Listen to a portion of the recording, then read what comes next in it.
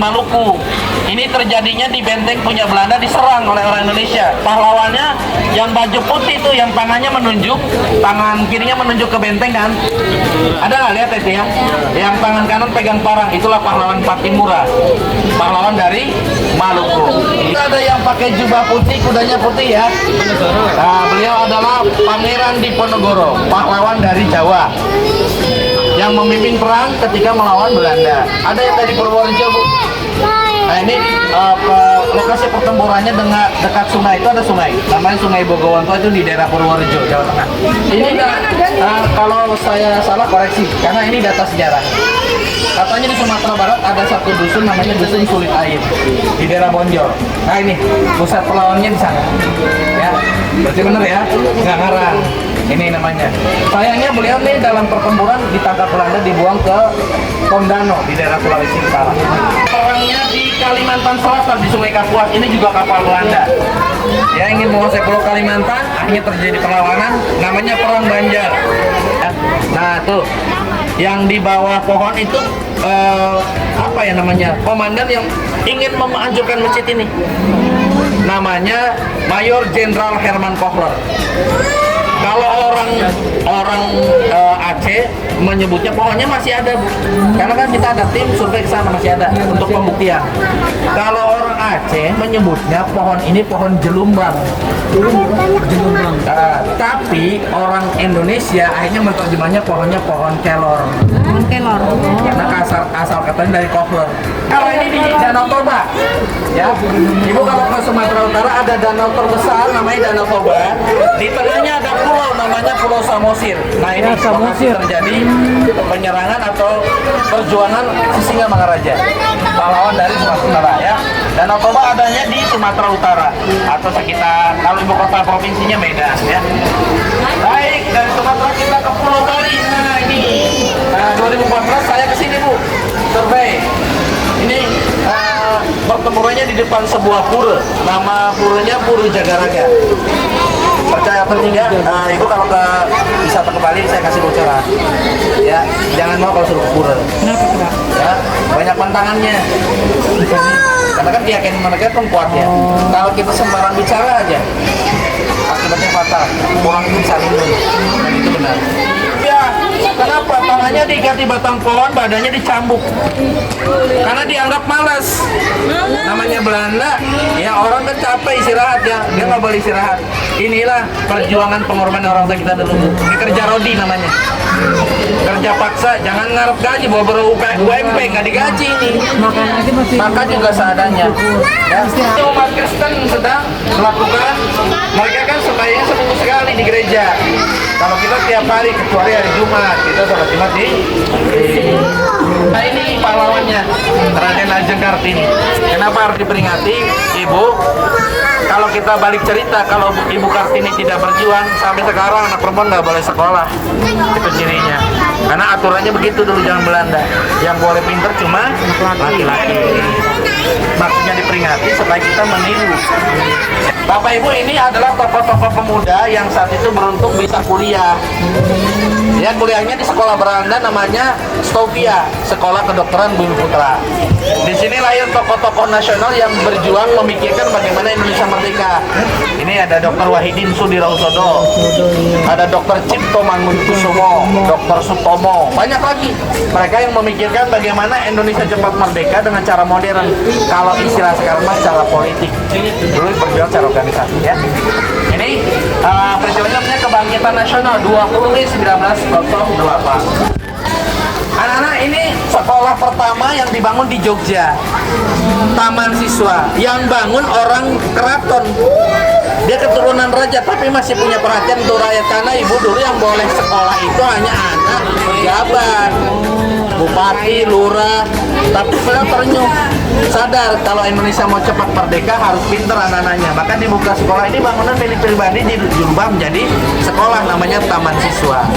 Makanya Bapak Ki Hajar Dewantoro adalah pahlawan pendidikan yang mengikhlaskan sarana pribadinya untuk rakyat. Ya, Yang diperingati Hari Pendidikan Nasional itu adalah hari kelahirannya Ki Hajar Dewantoro, 2 Mei. Kalau ini didirikannya bulan Juli. Dulu masih ada, kalau Ibu ke Jogja boleh main. Ya. Oke, Bapak nggak lanjutkan kan?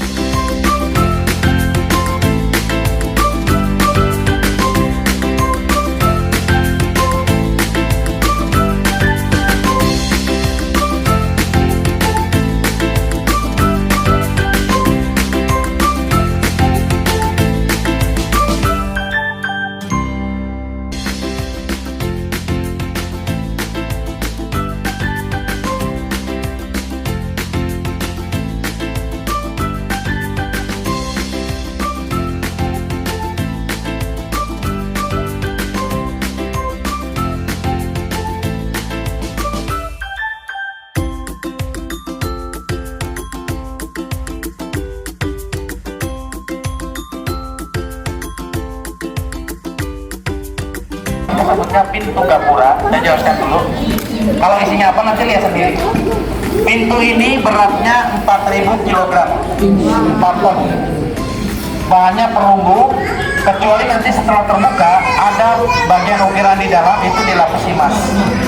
Nanti setelah terbuka kita akan dengarkan rekaman suara asli Bung Karno saat membaca naskah proklamasi.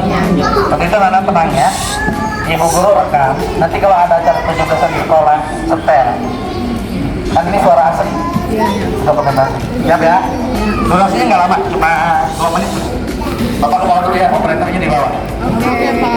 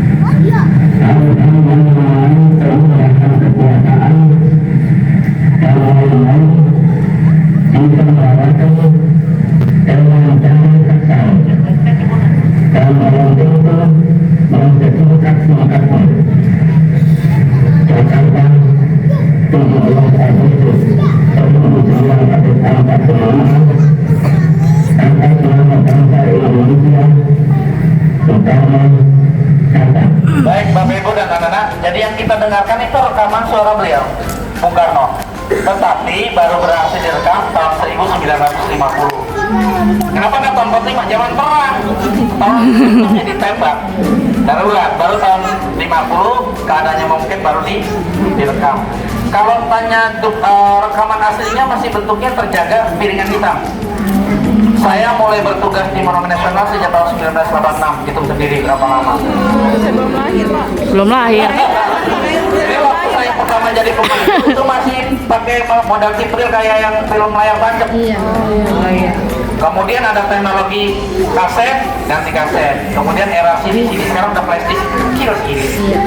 Nah, Bung Karno membacakan naskah proklamasi ini tanggal 17 Agustus 1945 hari Jumat jam 10 pagi, itu bulan puasa. Nah, pertanyaan saya untuk alumni An-Nur, karena bulan puasa, tanggal bulan tahun berapa dalam kalender hijriahnya? Kasih waktu 3 menit. Yo, kalau belajar sejarah harus apa? 3, 2, 1. Tanggal berapa? 17 Agustus 1945 itu kan kalender Masehi. Itu pas bulan puasa. bisa tanggal, bulan, dan tahun berapa dalam kalender Islamnya? Alhamdulillah banyak yang nggak lulus kalau tidak. Nah, jujur aja. Udah saya kasih bocoran, ingat-ingat. Karena ini fakta sejarah nggak bisa dibohongi, ada datanya. Jadi waktu itu bertepatan tanggal 9 Ramadan 1366 Hijriah. Pertanyaan kedua, nah ada yang nanya, saya nanya aja dah. Karena ini belajar sejarah Bu, kita harus tahu asal usul kita. Pertanyaan saya, Bapak Ibu dan yang hadir di sini, anak-anak belum ngerti. Ini yang dewasa aja saya tanya. Yakinkah kita bahwa kemerdekaan yang kita nikmati saat ini adalah karunia berkah dari Allah yang terbesar bagi bangsa Indonesia? Yakin nggak? Yakin. Kalau saya punya prinsip, ada meja, mesti ada kursi, ada bicara, ada bukti. Keyakinan itu harus ada buktinya. Apa buktinya? Itu yakin. Yakin itu betul. Nah, ada dokumennya Bu. Gak percaya? Nanti pulang nih, buka tuh buku pelajaran dulu. Ada namanya pembukaan Undang-Undang Dasar 1945, bukunya kecil. Pada alinea kedua itu ada kalimat jujur atas berkat rahmat Allah yang Maha Kuasa dan dengan didorongkan oleh keinginan yang luhur supaya berkehidupan kebangsaan yang bebas dan seterusnya. Ini kalau kita balik cerita, seandainya Allah tidak ridho, Indonesia sekarang masih kayak gini kan? Lebih parah, masih bangsa yang terjadi. Makanya kalau perayaan 17-an itu bukan cuma sekedar lomba, maknanya. Makanya kalau di tempat saya, malam 17 itu kumpul, doa bareng, bercerita tuh tokoh masyarakat. Nah, saya sering diminta jadi narasumber, saya cerita. Ibu segini ngos-ngosan Bu ya, naik mana? Orang tua kita bukan cuma ngos-ngosan Bu, darah, air mata, keringat, harta, nyawa dikorbankan. Mereka nggak ngarep apa-apa. Kalau yang dapat label pahlawan itu terlalu sedikit, tapi orang-orang tua kita yang tidak tercatat tapi jadi korban itu lebih banyak. Kalau mau dikumpulin, taman makam pahlawan Kalibata nggak cukup. Nah, tugas kita sepakat ya Bu, Bapak, Ibu, saya dan anak-anak sekarang bagaimana? Ya kita berkandung ya. Ini Bu, ini pewaris masa depan. Kita harus punya keyakinan target Indonesia emas di tahun 2045 ini. Kalau kita nggak tahu nyampe atau enggak, kalau saya 2 tahun lagi pensiun. Tapi Ibu punya tugas bagaimana menyiapkan mereka menjadi insan-insan pilihan. Bu, anak dididik jangan cuma cukup pinter, udah terlalu banyak orang pinter. Pinterin. Ada satu yang kurang, akhlakul karim. Pendidikan kita itu mencetak generasi yang cerdas tapi juga punya adab, sopan santun. Tuh. Ya kalau dari beberapa kasus ya alhamdulillah kebanyakan kalau sekolah-sekolah yang berbasis agama sih jarang ya tawuran. Kalau yang setahu saya, makanya ini pasti TK Islam. Jadi bikin kegiatan yang bagaimana membangun karakter anak-anak. Yang saya tahu Ibu, ini namanya pelajaran tematik.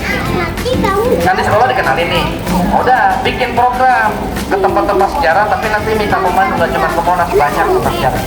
Ya, daripada ke mall Bu buang-buang duit, mendingan tempat sejarah. Jadi ada sejarah. Ya, nah, lanjut. Nah, tadi yang saya cerita yang dilapisi emas yang ini Bu, ukiran ini. Kenapa ukirannya seperti ini? Bung Karno kan keturunan Bali. Bundanya orang Bali kan, maka ukirannya motifnya seperti barong. Iya kan. Kenapa bentuknya wajah? Secara nalar, masa ada suara keluar dari dalam tembok? Maka dibuatlah desain seolah-olah ada mulut yang terbuka, suaranya keluar dari dalam rongga mulut. Itu maksudnya. Coba kalau mulutnya minggem gini, nggak ada suara, ya? Kayak orang nahan sesuatu itu pengen belakang, ya. Nah, yang ada di dalam peti kaca anti peluru ini, saya berani jamin ini bukan naskah yang asli. Karena naskah ini ukurannya di kopi diperbesar lebih besar, ukurannya 4 kali dari naskah yang asli. Yang asli ada di mana? Satu di Istana Negara, satu di Museum Arsip Nasional. Ada bingung lagi, mana bisa apa naskah ada 2? Ada 2. Kalau naskah proklamasi yang asli itu tulisan tangan, ditulis oleh Bung Karno. Museumnya ada di Jalan Imam Bonjol. Tadinya itu rumah dinas perwira Jepang yang membantu proses kemerdekaan. Laksamana Takeshi Maeda. Di negaranya dianggap pengkhianat, tapi anak keturunannya bangga. Ayahnya seorang pahlawan kemanusiaan. Uniknya setiap perayaan 17-an mereka datang, putra-putrinya 2. Putri semua sih, bukan putra. kontrak. Jadi diundang cara tidak datang dari Jepang lah. Dia tidak mau, saya bangga. Walaupun di negaranya dicap Pak Desi Mary itu seorang pengkhianat karena membantu negara yang terjajah. Nah, oke, ini mau tes apa lagi ya? Pertanyaan saya banyak yang nggak dijawab. Apa boleh saya kasih sekali lagi? Bapak Ibu di sini nih ada prasasti tulisan kecil yang menandakan tahun pembuatan pintu gapura ini. Hanya saja angka tahunnya itu angkanya angka Romawi. Nah, saya mau tes ini. Di pelajaran SMP saya lulus SMP tahun 80 masih ingat. Cuma lebih muda dari saya, masalah kan? Siap ya? Boleh buka Google nggak apa-apa. Ini angkanya. Saya sebutkan angka Romawi, ibu rubah angka biasa. Nanti ketahuan tahun berapa nih buat. Ini angkanya M, CM, LX, EV. Tahun berapakah itu? Tetot.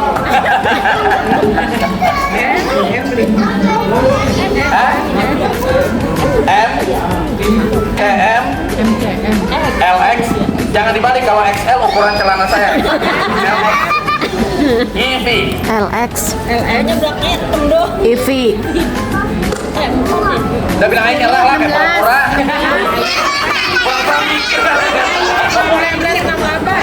M itu 1000. Saya 100, M 1000. Berapa itu? 1968. Terima kasih Sam. 16. Nah itu pinter lah, berarti jago matematik pinter. M 1000, D-nya 100, di belakangnya M. Kan rumusnya kalau angka kecil di awal dikurang. Kalau ada tulisan MCM itu berarti 1900. L50, X-nya 10 dijumlah jadi 60. V5 dikurang 14. Ini dibuatnya di Jogja. Bapak Ibu, kelompok seniman yang buat atribut yang ada di ruangan ini termasuk diorama yang tadi sebagian saya jelaskan, itu kelompok senimannya pusatnya di Jogja, tergabung dalam Sanggar Asri. Sekarang menjadi sekolah seni Akademi Seni Rupa Indonesia. Jadi Bung Karno menyerahkan semua pada Ali. Ya, dibuat di Jogja. Di ruangan ini ada 4 lambangnya yang di era Pak Jokowi dijadikan tradisi kirap budaya. Kalau menjelang 17-an pagi diambil di sini. Sebenarnya pura-pura Bu, orang teks sama duplikatornya udah disiapin, bukan ngambil dari sini, cuma prosesnya dari sini. Ya. Terakhir tahun lalu karena masa jabatan terakhir upacaranya di IKN agak sedikit berbeda. Pas Gibraka ngambil dari sini, langsung naik kendaraan ke presidenan, langsung ke Halim Perdana Kusuma terbang ke IKN. Sorenya begitu dari IKN ke Halim, ya. Jadi prosesi aja, pengambilan naskah dan bendera. Kalau yang aslinya tidak boleh dibawa lagi, disimpan di ruang pusaka di Istana. Yang ini 4 ton. Nah tadi janji saya, ini anak-anak kita kumpulkan di sebelah kiri saya, di bawah Garuda dipotong. Aman Bu, itu Garuda beratnya 3,5 ton tapi aman.